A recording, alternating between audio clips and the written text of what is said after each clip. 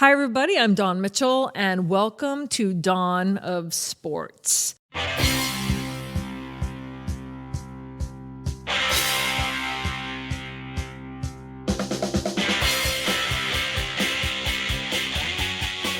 This week, we have an awesome guest. My friend Carly Zucker is coming in hot because we have a lot to talk about, because not only is she well known, you know her from K-Fan, and also when she used to do all of her slew of sports reporting and broadcasting herself, she now has a new podcast. So we're going to get into all of that. Welcome. Thank you. I'm excited to be here. It's always so fun to see you. Oh, it is. Jim, I know that you're kind of outmatched today, Yep. 2-1. I'm always outmatched. Yeah, you're outmatched. Even when it's one-on-one, I'm outmatched. So I'm used to it. Oh, really? We like that you're here, though. We're glad you're here. You know, I don't know I even have a role here, but I'm a good audience. Yep.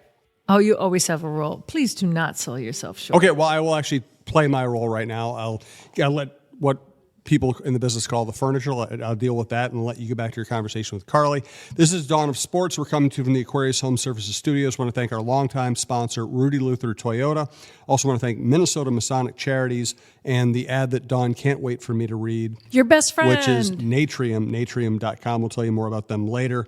If you like the show or you like any show at talknorth.com, please subscribe to your favorite podcast app. It's free. It's the easiest way to listen.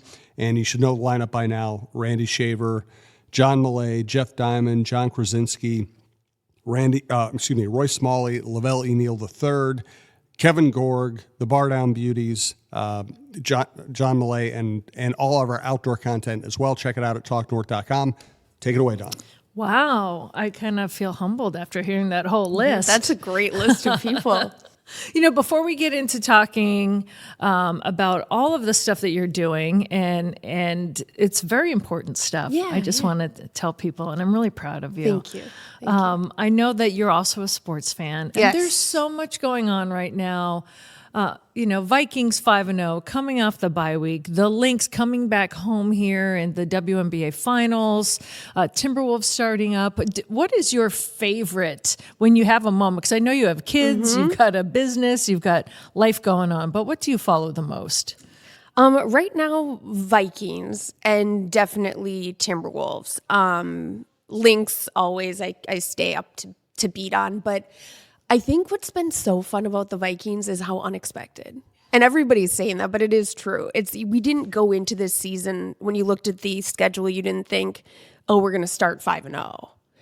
And the fact that we have, and it's kind of unexpected, especially for a longtime Minnesota sports fan, is really, really fun. Are you waiting for the other shoe to drop, or do you believe? I believe. Okay. I'm all in. No, I'm not waiting for that shoe to drop. I'm all in. Yeah. Jim, are you waiting for the shoe to drop, or are you all in? You're actually kind of on the upside when it comes to this team this year. Well, first of all, as Carly said, unexpected success is always the most fun, isn't it? Because there's no pressure attached to it. It's just this gift you get. And I really think the Vikings and the Lynx have amazing parallels between going out and getting underappreciated free agents and being way better than anybody would have expected them to. I hate to be a wimp, but I'm kind of in the middle. I expect them to make the playoffs. I think they're a legitimately good team. The real question is, can they maintain this fever pitch? Can Darnold hold it together for an entire season, which he's never done before?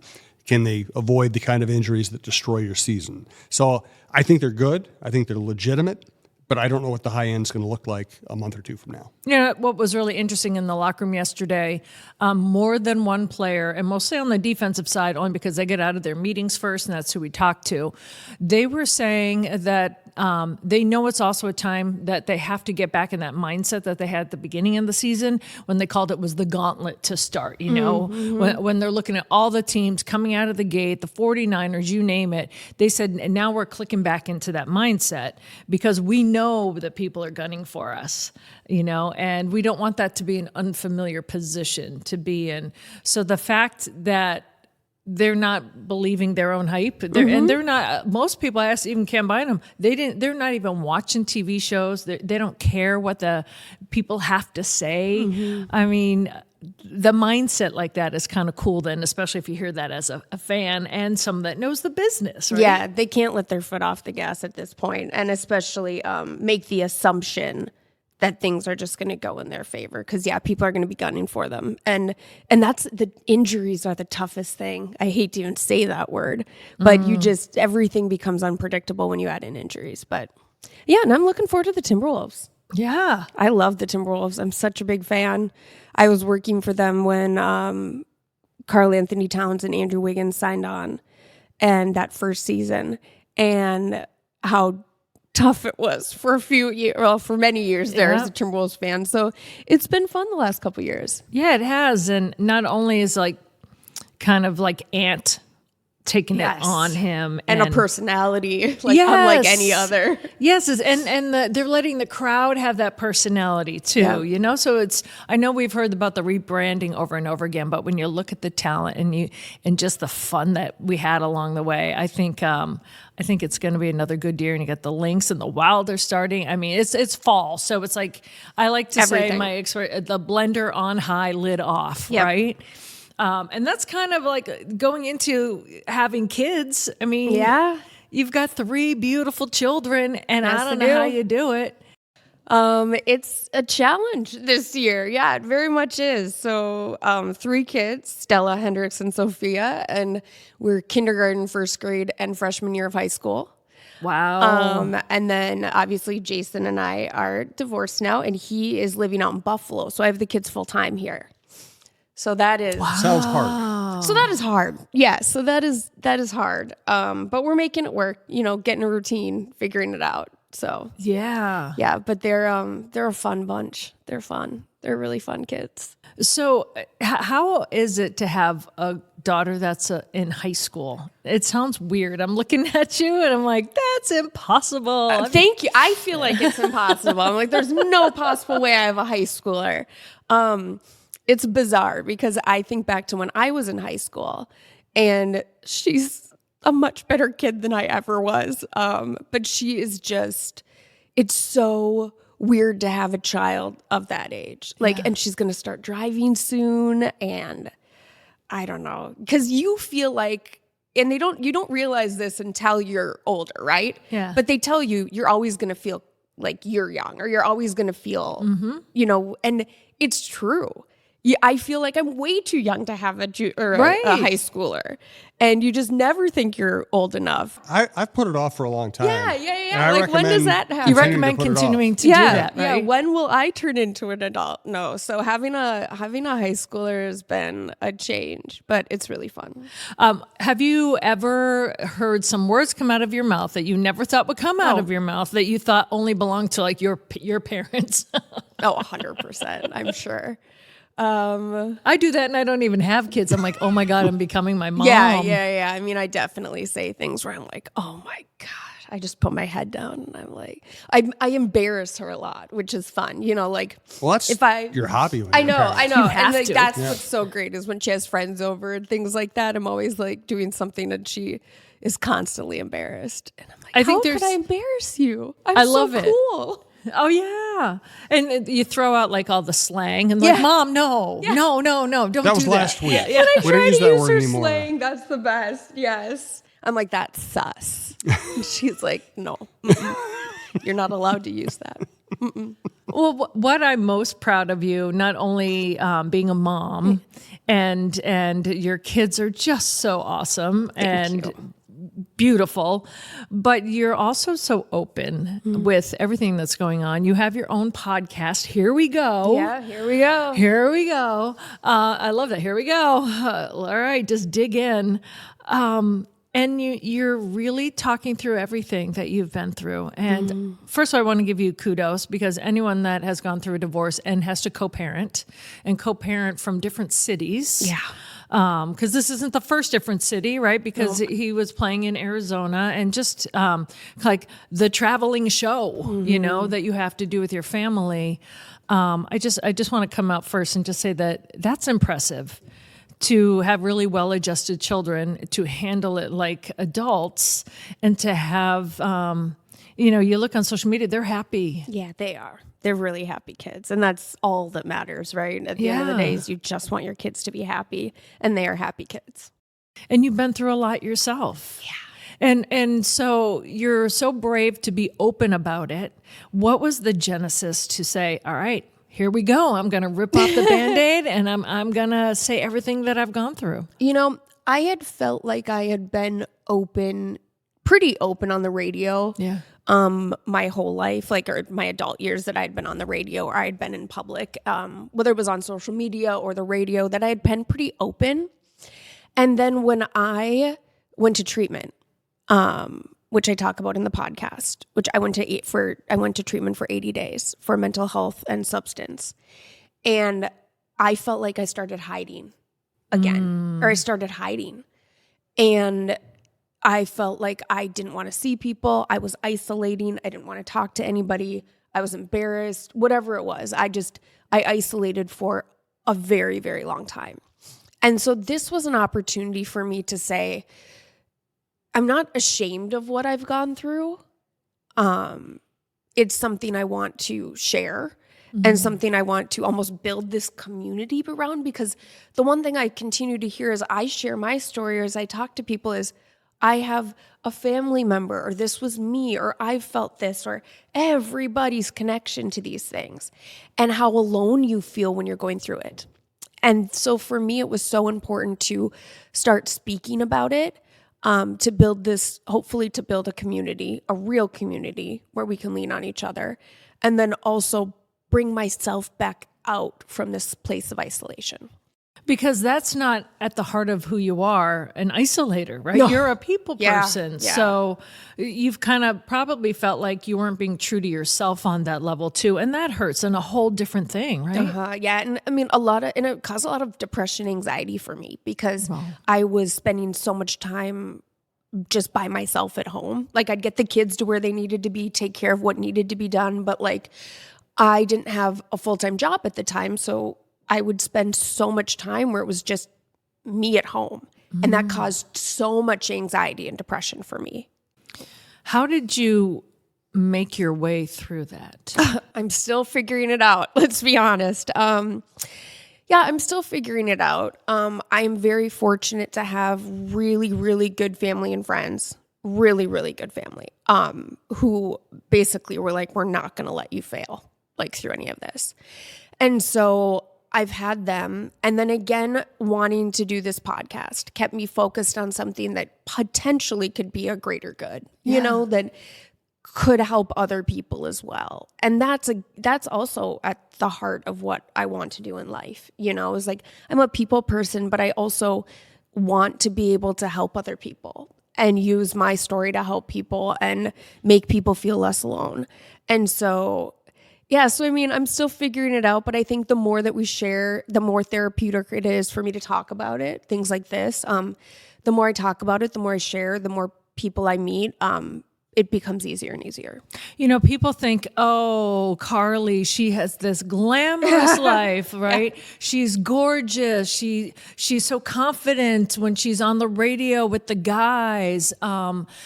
And sometimes when you are willing to put yourself out there, when we all have issues we have to deal with, that's where you feel like everybody's looking at me now, right?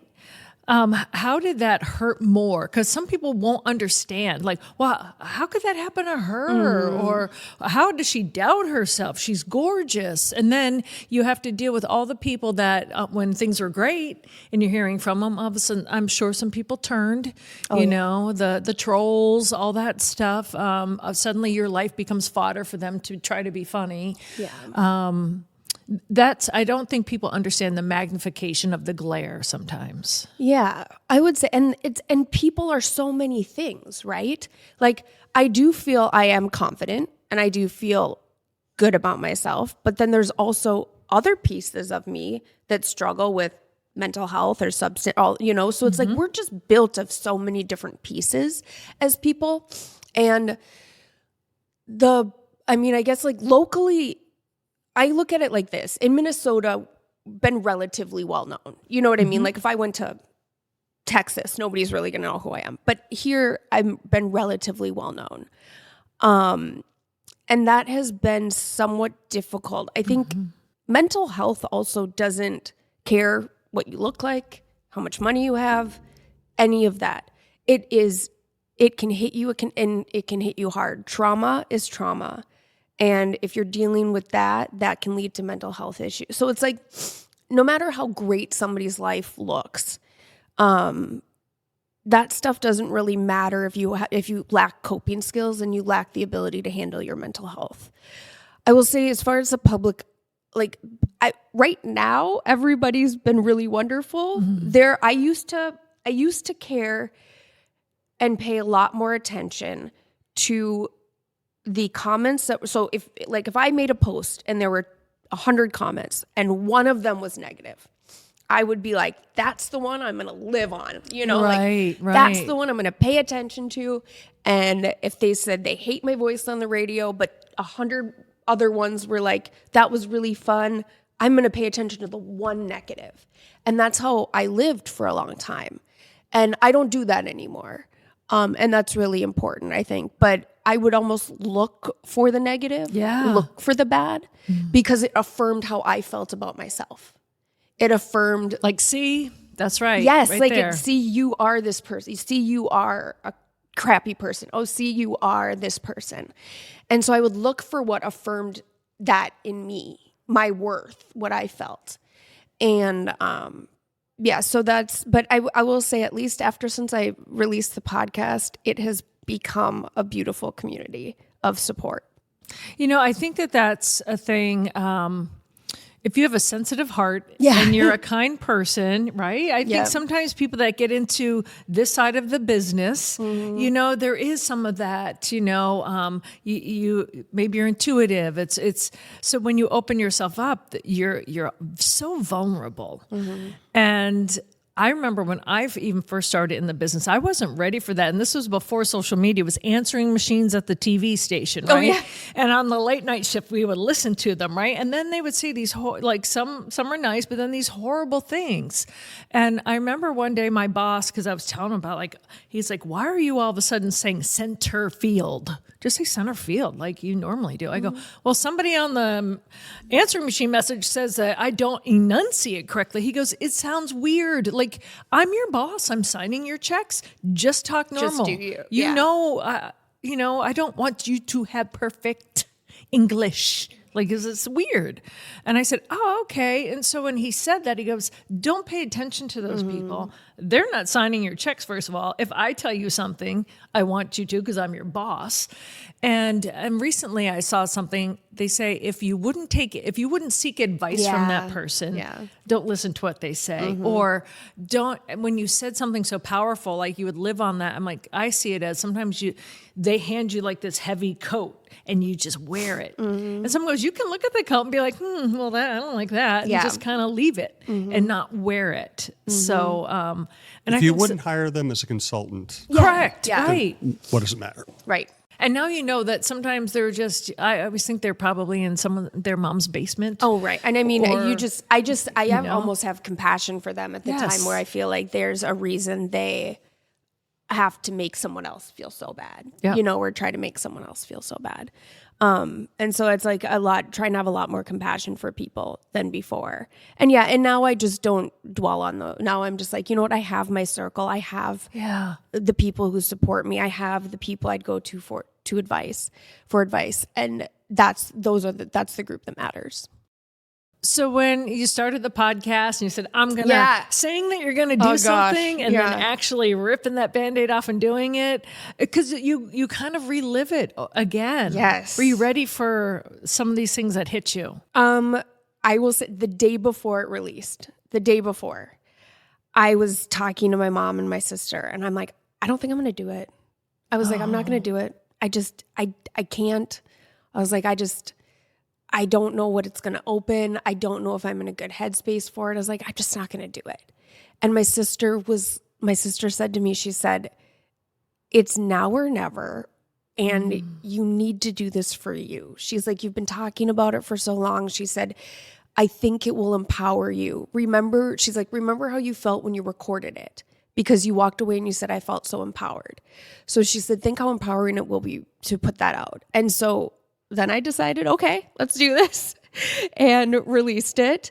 And I think one of the greatest things about it that I wanted to talk about is how my relationship with Sophia has been affected by it.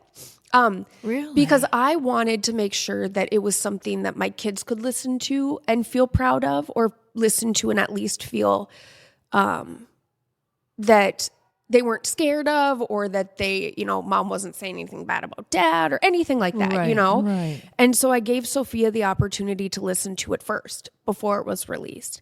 And it's opened a lot of really great conversations with her, because you forget that kids that age already hear about and think about very difficult topics, whether it's drinking, suicidal ideation, very difficult things. That age is already discussing it. That age is already thinking about it, seeing it, hearing it. And so it's opened conversation for us that I am so thankful to have. Because kids are smarter than people give them credit for. Like, they know what's going on. They may not know the details, but they know something's not right or something's going on. So in those conversations, I'm sure there were tears and laughter, but to see her look back at you probably in an empowered way herself, right? Yeah, and I will say one of the things I learned in treatment about kids is if you don't give them the information, they will make up their own story. Yeah. They'll create their own narrative in their head. So if mom is depressed or mom goes to whatever it is, if you don't tell them why and give them information, as much appropriate information as possible, they could make up, it's my fault, what did I do? And kids will make up their own narrative. They will build their own army to protect themselves. They will do all that. So the best thing you can do is give them as much appropriate information as possible and arm them with resources so that they will talk to you, and so that they do not make up those stories as if they're their own fault. I appreciate this conversation. I want to keep it going. Why don't you two just catch your breath momentarily and remind you, we're coming from the Aquarius Home Services Studios. When I was listing our shows earlier, I forgot a couple, of course. Mike Grimm with the Go Gopher podcast. Check that out. Also, Michael Russo, Anthony LaPanta with the Worst Seats in the House podcast. Check those out as well. We want to thank longtime sponsor, more important, longtime supporter of women's sports, Rudy Luther Toyota. Ready for a women-forward car dealership? Rudy Luther Toyota empowers their many women on staff in sales, management, and service. Whether you are looking for a new Toyota or pre-owned vehicle, Rudy Luther Toyota has something for everyone. Every vehicle comes with a Luther Advantage. 10 cents off fuel and car wash discounts at holiday stations, Luther Advantage warranty, and 5-day return policy on pre-owned vehicles. Located just 5 minutes west of downtown Minneapolis, off 394 and General Mills Boulevard. And they're also hiring. Want to join the team but don't know where to start? Visit rudyluthertoyota.com today. Another Minnesota company doing great things, Minnesota Masonic Charities.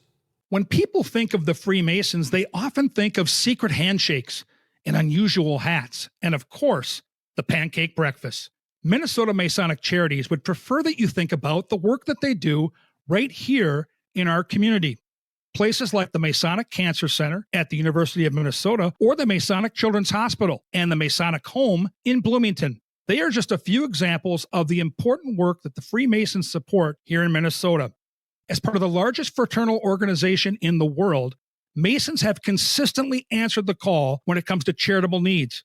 I am happy that Minnesota Masonic Charities has chosen Minnesota Bound and this podcast as a place to help spread the word. We look forward to learning so much more about their many programs here in the weeks to come. Now, Dawn's favorite ad. Here we go. Natrium, He gets so happy when he talks about Natreum.com. I said it on another show today when I was talking about Natrium. First of all, there are a bunch of Natriums and wildflowers. There's guaranteed to be one near you in the metro area. There are 2 within walking distance from me. Went there last week with my wife, and I'm old, so I get restless legs sometimes at night. Sometimes my legs ache at night. Sometimes I have trouble sleeping. Sometimes I have joint pain, all that stuff, right? And I used to take like 5 different things trying to mitigate all that. I found a product at Natrium called Goodnight Moon. It basically does all of those things. Like the book. It's exactly just like the book that I used to read to my Can daughter. someone come and hold you? Yes. Well, yeah. So I'm married, so somebody should come and hold me. No, but it's called Goodnight Moon. But the thing is, that's what works for me. But if you go into a Natrium or a Wildflower, you'll see literally hundreds of products, whether it's balms, oils, gummies, drinks, different kinds of drinks, and something's going to work for you. Whether you're looking for pain relief, relaxation, fun, sleep, whatever. I use it mostly for sleep. Go check it out. Goodnight Moon worked for me. Something else will work for you. Natrem. I'm so bad at that. Natreum.com. You can go to the stores. You can also order online. I highly recommend it. Dawn, take it away. Carly, you mentioned something about kids creating their own narrative, because I'm like, oh, I think I totally did that. Growing up, Yeah, you're like, oh, it's this and that, and it's this. And I don't know if it's the majority of the time. I don't have any stats on it. So my question is, their stories that they can come up with are worse, Oh, yeah. Yeah, good point. right? Yeah. So when you tell them, they're like, oh, what?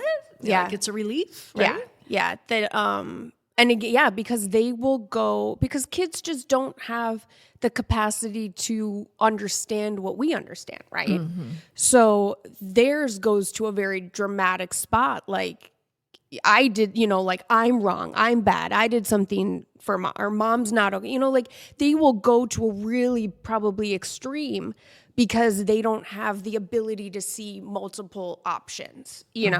Kids just don't. And so they're not, their brains aren't functioning like that yet. And so again, it's the more information that you can give them, the better. One talent of yours that I love, whenever I'm seeing on social media, I'm like, first of all, I don't know how she finds the time or has the energy.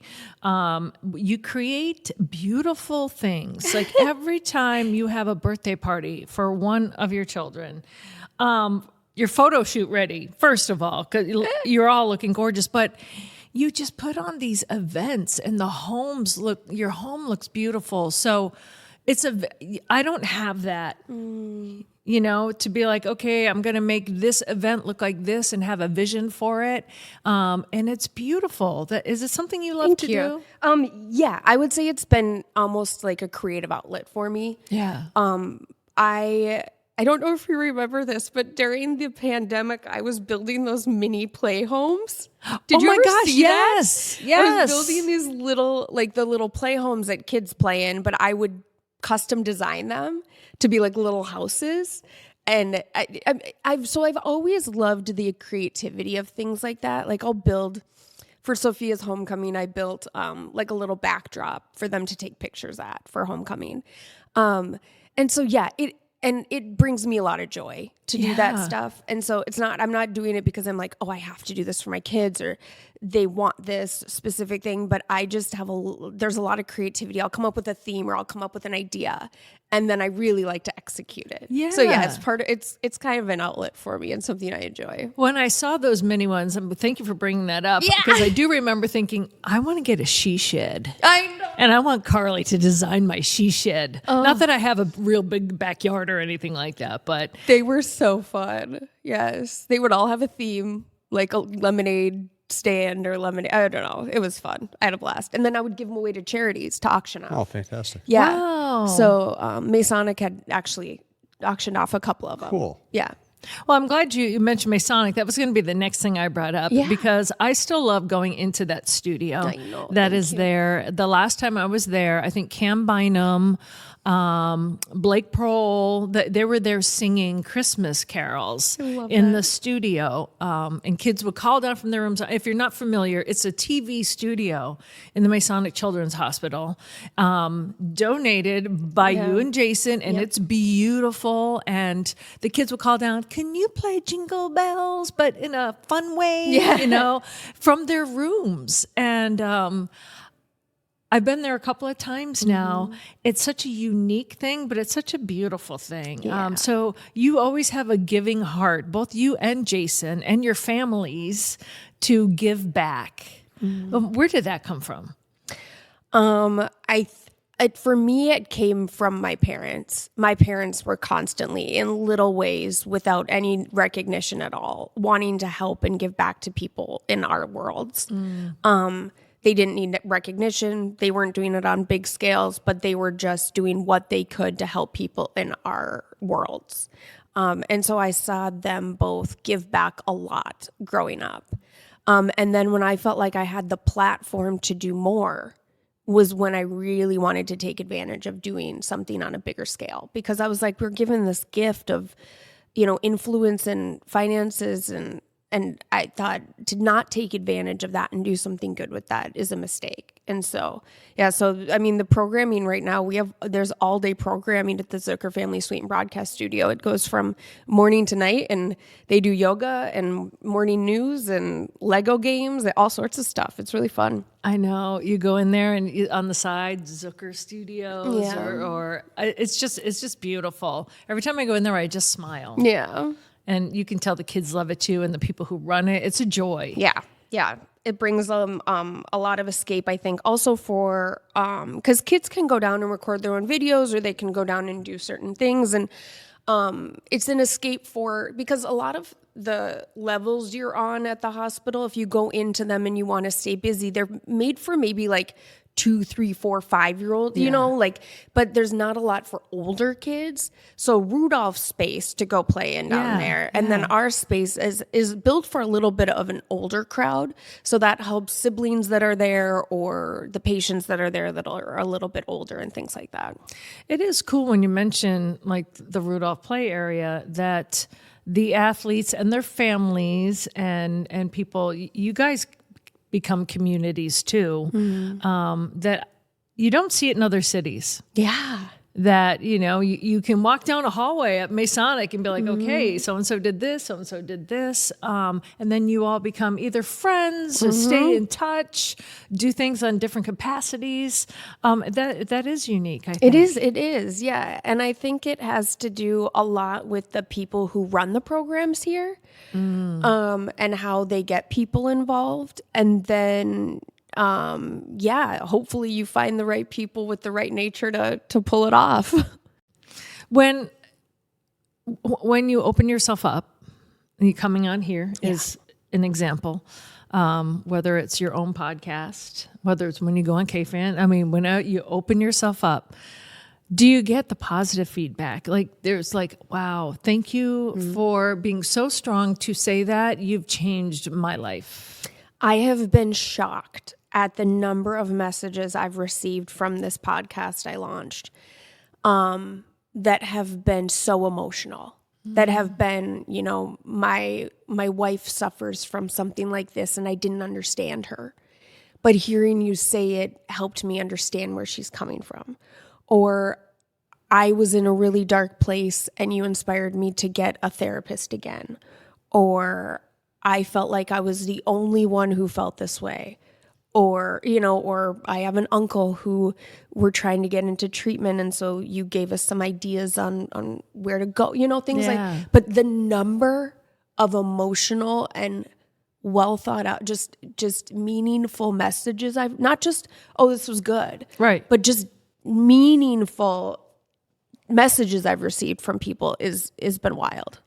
Because I was just thinking, yes, it's grand to have the Zucker suites, or it's grand to, give back in a huge capacity, but you don't realize how powerful you on your own, are enough. Yeah. And the changes you can do without money, with just your voice and your honesty. Yes. And just your story. Because everybody has one. Every single person has a story. And I'm a big believer in trauma's not comparable. Stories aren't comparable. Yours doesn't have to be the worst case scenario for it to be meaningful. I think trauma is trauma and your story is your story. And I think people relate to that and to your authenticity of telling it and your honesty. And so I think that nobody should ever be like, well, my trauma wasn't quite as bad as this person, so I shouldn't feel that bad. No, it affects your life. That's how it affected you, and how did you cope with it? That is what's important. And so I think that's something else that's been really important for me to spread as well, is that don't feel bad if you feel like yours isn't bad enough. It doesn't need to be anything specific, How do you lift yourself up when there's a heavy session? You know, it is like therapy, right? So you're having a whole therapy session and you're opening yourself up again. Yeah, I mean, I'll be honest, I still am on a bit of a roller coaster trying to figure out how to get emotionally kind of like that happiness day to day. Yeah. I struggle still a bit. But I have, like I said, I have resources in the sense that like my sister's basically a life coach. She's You've met my amazing. sister, and she is incredible. And I mean, the kids and my parents. And so I am really surrounded by a lot of love. And that helps keep me going and pick me up. And that's helpful. What do listeners have to look forward to? Because like now they're ravenous for you, right? They want I hope more. So. So you can have like guests on to talk about it and experts. What's your vision? So, that's the hope. So the next conversation I'll be having is actually going to be with my sister because we want to talk about what it's like to be the support person in these situations because how difficult it is. And again, so many messages I've received is my husband, my wife, my friend is going through this. So we can't downplay how stressful and how much time and how emotional it is for the support person. So I want to talk to my sister about what it's been like for her because she's really been there for me every day. And then also we'll talk to an expert about what they can provide and what you can provide and support. What are some of the practical, like logistical things somebody can take as steps? Because again, being the support person is no joke. It is a really, really difficult thing. And a lot of times we look at the person struggling and we're like, well, we want to be there for them. And that person struggling, oh, poor them. But the support people in these situations are also, it is also very, very difficult. Because I think, you get in that situation where like, I don't want to say the wrong thing. Oh my God, my family's doing gone the through right that thing? so much. Yeah, are we doing the right thing? Have I done the right thing? Am I doing enough? All of that. And so we're going to have that conversation this week. Oh, nice. And then I also want to have a child psychologist on to talk about how these things do affect our children and what we can do to help them because substance abuse, mental health, and those things affect our kids and how we parent our kids. And I have taken a lot of pride in being a good mom, but I want to always be the mom they deserve. And I think hearing from a child psychologist on what this does to kids if we don't get help, that's really important because if we go untreated our whole lives, that can really, that affects our kids then long term, And so, but you can be in recovery and you can be getting help and you can be a great parent. And so what does that look like for them? And also, how can we help protect them and give them the tools they need to be successful with living with stuff like this? For someone who's listening right now and they're struggling. Yeah. And sometimes they can't put their finger on it. Oh, yeah. Or I'm not there yet, or I'm not. What are signs? Maybe everyone's different. Yep. But what were signs for you that might be helpful for someone else to be like, okay, maybe I should make a phone call? So one of the things that I always say I think is pretty universal to what I've heard from people, and again, like you said, everybody's very different, is isolating. Is that we you stop answering phone calls, you stop seeing people, you stop wanting to engage in going out and activities, things you enjoyed.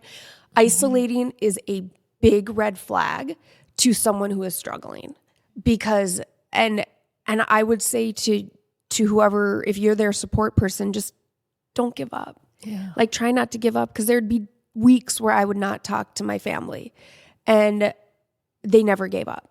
I'd still hear from them every day. And so I think isolating is probably the number one thing that I hear from people with substance attached or not, whether it's just mental health or not, that is a red flag for trouble. Yeah. You're so brave. Oh, thanks. I know you're getting me I'm all trying. misty here. I really want to thank you. Yeah. For Thank you. not only coming on here, but to have, while you're going through something, an open heart to help others. That does not happen every day. Thank you. And if you feel like you're isolating, you can just call me you. too. Yeah. I know. And that's, I'm trying to get better at, instead of isolating, calling the people, because I have great people in my life, and I just need to make the effort to get out. So. Well, you're a shining example. I love you guys. Yeah. Being honest and open and taking it day by day, because people think, oh, I went to one, I should be fine tomorrow. It is a process. For the rest of my life, it will be a process. Yes. Yes. Carly Zucker, you are amazing. Thank you. Hopefully we can have you back. I would love to. Oh my gosh. And where can people find your Yes. podcast so that they can hear and listen? So it's herewegopodcast.com is the website, and that has all the links to listen. I would say that's the best place to go. So just herewegopodcast.com. And watch her social media if you want to get inspired to, or feel really lacking when it comes to. I am saying that in a joking way, but I'm like, it's so inspiring, because I'm like, oh, I should do that for my friends for their birthday. And so I have stolen a couple of your ideas. Good, I love it. No, oh, that's like look the at that point. flower background. Yeah, you no, know? I love it. I love it. But, Yeah, that gives me a little bit of an outlet for creativity, so it's good. Yeah. Well, thank you so much. Thank you. Yeah, you're just a beautiful person. Adore you.